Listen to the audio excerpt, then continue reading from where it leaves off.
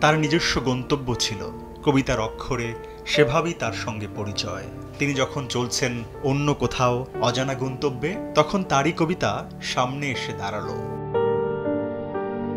মধুমতির দু তীর কান্নায় ভাসিয়ে দিয়ে মৃত্যু তাকে পৌঁছে দিল তার নিজস্ব গন্তব্যে। চলে গেলেন তিনি পার্থিব সকল কিছুর ঊর্ধ্বে। অবশেষে যেই নগরীতে তার জীবন বয়ে গেছে বিদ্যুতের বেগে, সেই প্রিয়তম নগরী তাকে বিদায় জানালো চিরদিনের জন্য। কি বলনে আর কি বা চলনে। কবি আপদমস্তক কবিই ছিলেন, তাই তো বাঙালি তাকে মনে রাখবে। তার অনেক কারণ আছে। কবি কারো কৃতদাস হতে পারে না। কবির এমন উচ্চারণ তাকে নিয়ে যায় ভিন্ন এক লোকে। সেখানে তিনি এক এবং অনন্য। 1949 সালে নেত্রকোনা জেলায় তার মামা বাড়িতে তার জন্মগ্রহণ। এরপর ক্রমাগত তিনি কবিতার সাথে সাহিত্যের সাথে বসবাস করেছেন। নগদের কাছে সব গ্রাহকই প্রিয়, তাই তো সারা দেশে ক্যাশ আউট চার্জ সবচেয়ে কম।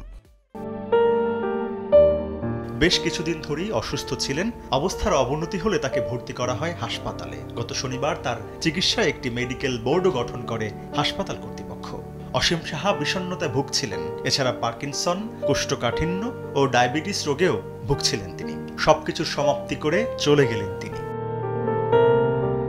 2012 সালে বাংলা একাডেমি পুরস্কার এবং 2019 সালে 21 পদকে ভূষিত করা হয় তাকে। তবুও যেতে হবে, মানুষের এই তো নিয়তি, আর এই তো সে গান।